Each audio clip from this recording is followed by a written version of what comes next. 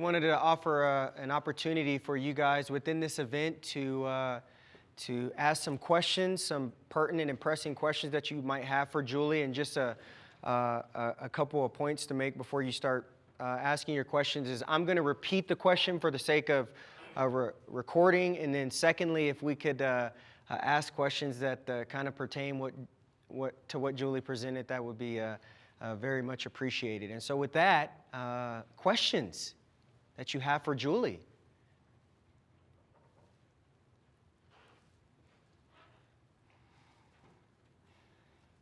Surely there are questions out there. Yeah, question. Julie, when were you saved? When I was 15 years old. Yeah, that's when I accepted Christ's forgiveness for my sin. Yeah. August 1st, 1984. It was actually a day before my 15th birthday. Yeah, in Augusta, Montana. Yeah. And the question was, when was Julie saved? Other questions that you guys might have for Julie?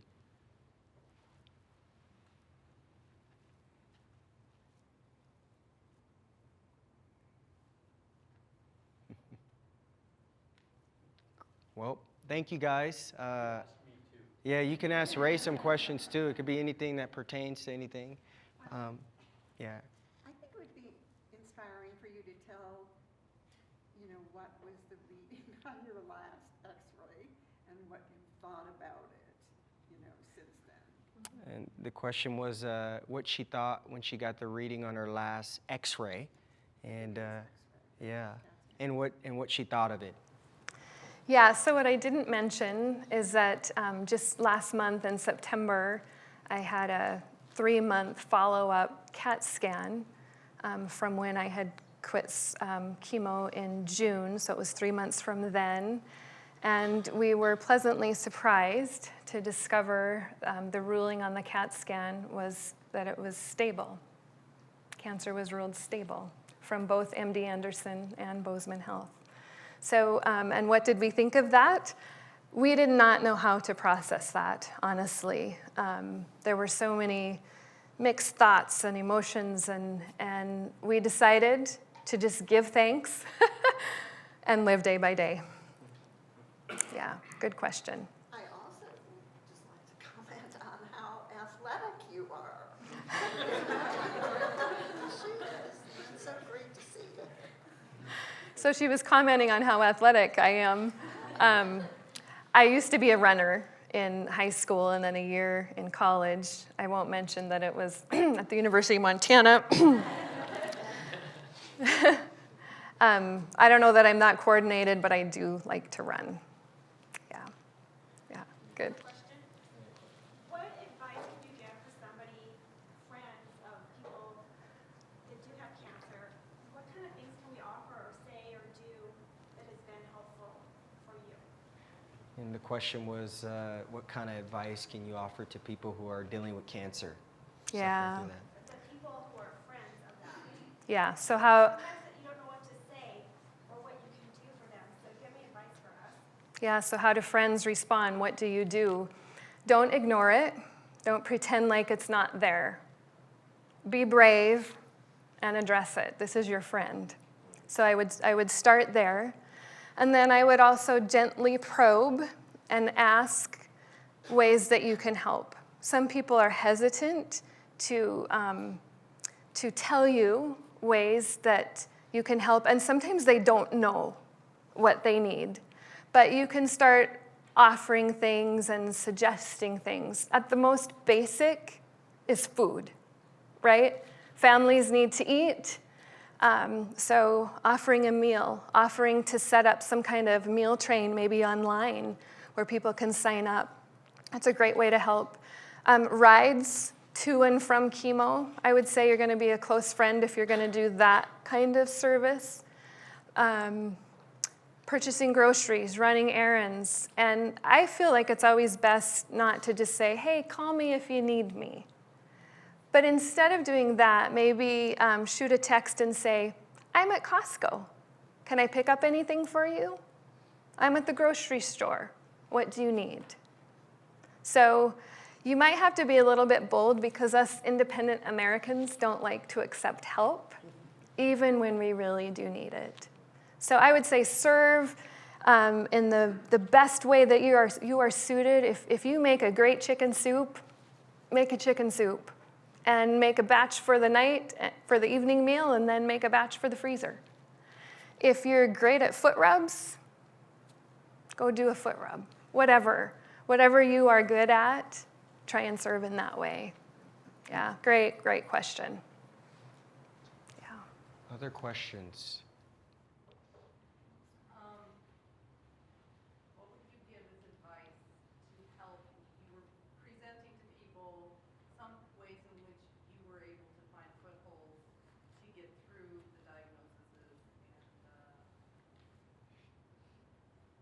and the treatments and everything you went through. But you also had a family, and what were some of the handholds that they were able to use?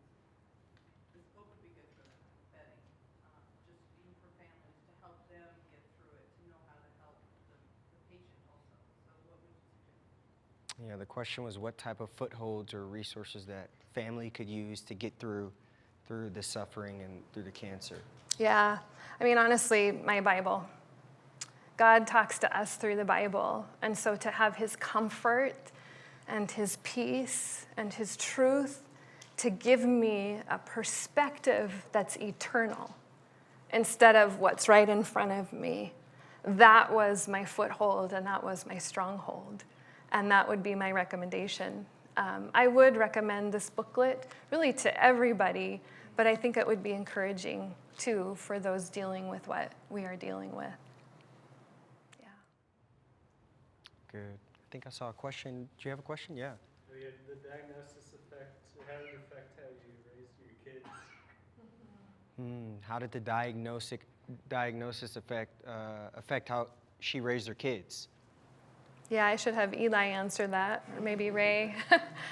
We included our children. They were, our youngest Eli was a sophomore in high school, and so they were older than maybe, they weren't little. And so we included them in our discussions about our options. We held family councils, and really at the beginning, we were trying to decide whether I would do treatment at all in the face of such a grim diagnosis. And so I wanted to hear from all of them. And we had this spectrum in our family, all the way from me, which was don't do anything, to do what you want, Mom, to do everything you can. And so it was good for everybody in our family to be able to share what they were thinking, their thoughts. We've just tried to include them on everything and not really hide what we were going through, our emotional pain, my physical difficulties, so that they wouldn't have, private worries that they really, didn't have information for. Just so we could live just in community with them, so they would know what was going on. So that was kind of our approach. I don't know, Ray, if you have anything to add to that. Okay.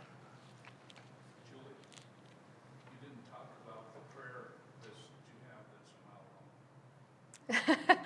Lots of, sorry, I'm trying to moderate, No, DeAndre. that's okay. This is your job. That's her father, by the way, back there, who mentioned a prayer list. Did I hear you right? Yeah. A prayer list and emails that she had.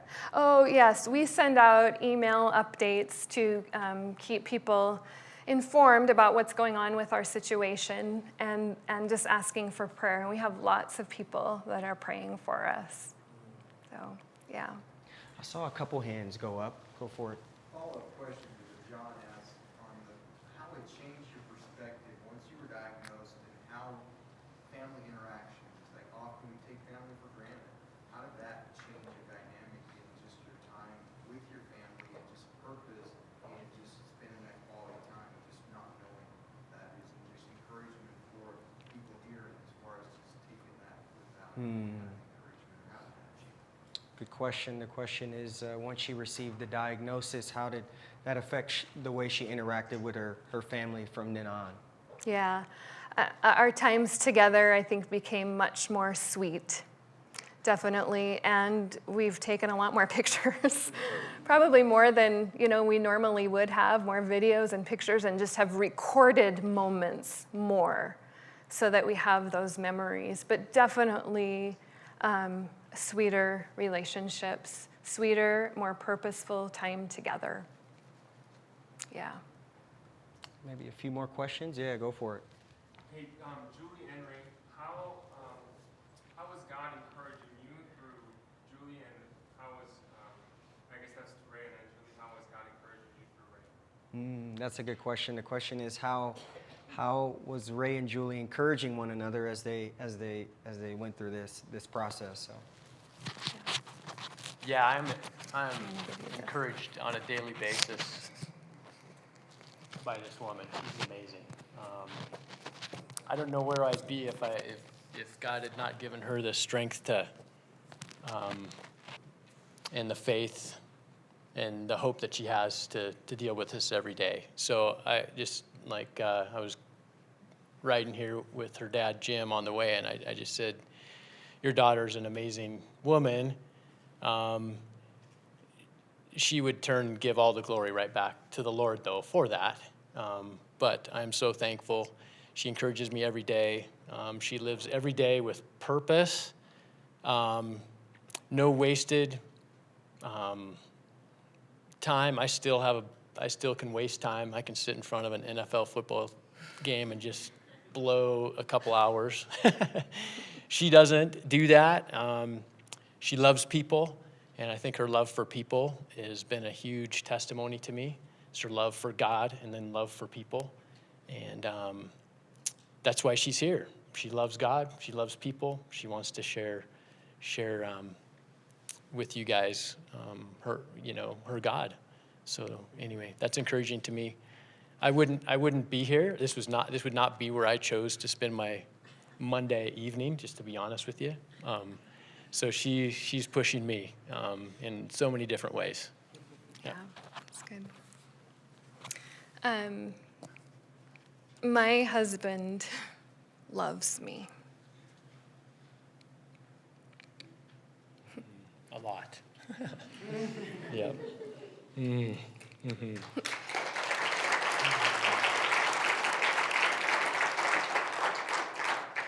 His endearing and enduring and faithful love has blessed me.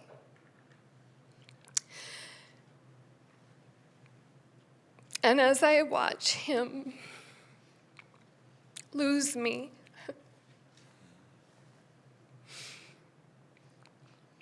I watch him wrestle with God. And I watch God win. As Ray submits his life plans to our sovereign and good God. And that blesses me.